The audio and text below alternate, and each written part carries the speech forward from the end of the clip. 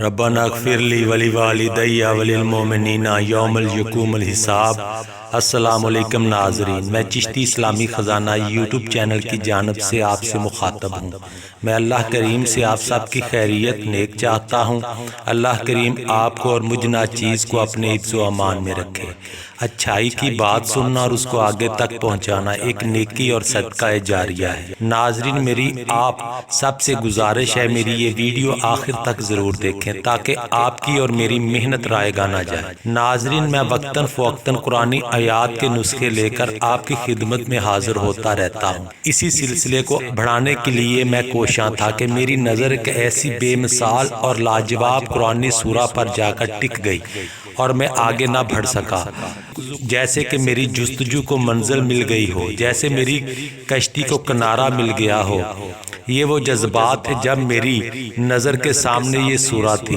تو ناظرین، مزید سسپینس کو ختم کرتے ہوئے میں آپ کے سامنے قرآن کریم کی اس عظیم سورہ کا نام اور فضیلتیں اور وظیفہ بیان کروں گا۔ تو ناظرین، میری آج کی ویڈیو کا متن سورہ فجر ہے۔ یہ سورہ اپنے نزول کے حساب سے مکی ہے، 30 آیات پر مشتمل یہ سورہ قرآن کریم میں ترتیب کے حوالے سے 89 نمبر پر ہے۔ اس سورہ کو جب میں نے تفصیل سے پڑھا، مجھ پر اللہ کریم کی حکمتوں کے بہت سارے راز عیاں ہوئے، جو میں چاہتا ہوں آج کا وظیفہ بیان کرنے سے پہلے اس کا ذکر کر لوں، تاکہ میری طرح آپ اس سورہ کے پوشیدہ رموز خداوندی سے روشناس ہو سکیں اور اس پر عمل کر کے اپنی دنیا و آخرت سنوار سکیں۔ یہ سورہ دنیاوی آسائشوں اور آسانیوں کے لیے بہت ہی مؤثر ہے۔ اس کی روزانہ تلاوت آپ کو دنیا میں عیش و عشرت عطا کرے گی۔ ایک قول کے مطابق یہ سورہ مسلمانوں کی حوصلہ افزائی کے لیے نازل ہوئی۔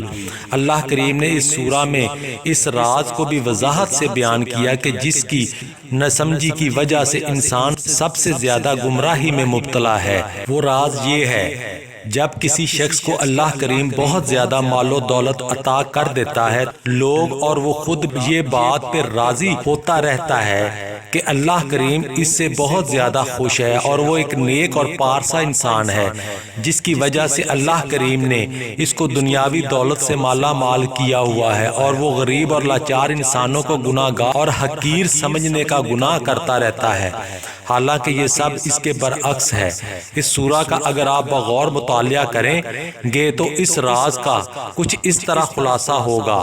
مال و دولت کا ہونا ایک بہت بڑی آزمائش خداوندی ہے۔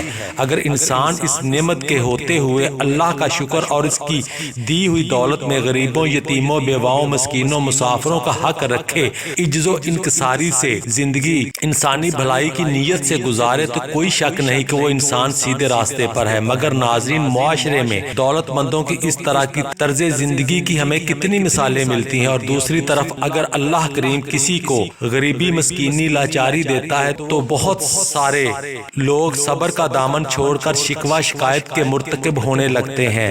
وہ سمجھتے ہیں کہ شاید اللہ کریم ان کو بھول چکا ہے اور وہ ذات اس کا ساتھ چھوڑ چکی ہے، تبھی ان کا یہ حال ہے۔ تو ناظرین، یہ سب اس کی سمجھ کا فطور ہے۔ اللہ کریم اس دولت مند اور اس غریب کو ایک ہی نظر سے دیکھ رہا ہے، بلکہ یوں کہیں کہ ٹکٹکی لگائے ہوئے ہے۔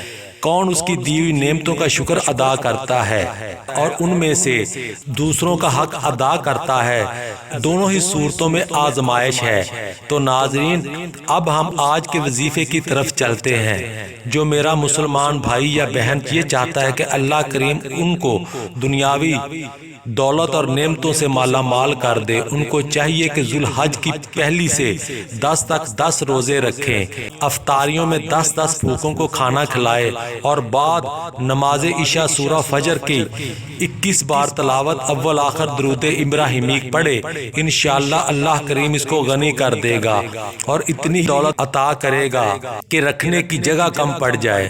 جو شخص روزانہ فجر کی نماز کے بعد اس سورہ کو پڑھنے کا معمول بنا لے گا، اللہ کریم اس شخص کو روحانی دولت سے مالا مال کر دے گا اور دنیا کے غم و فکر سے نجات دے گا انشاءاللہ۔ تو ناظرین، اس سورہ کے بہت سارے راز ہیں جو میں کسی اور ویڈیو میں بیان کروں گا۔ اللہ کریم ہم سب کو حضرت محمد صلی اللہ علیہ وسلم کے نقش قدم پر چلنے کی توفیق عطا کرے۔ آمین ثم آمین۔ شکریہ۔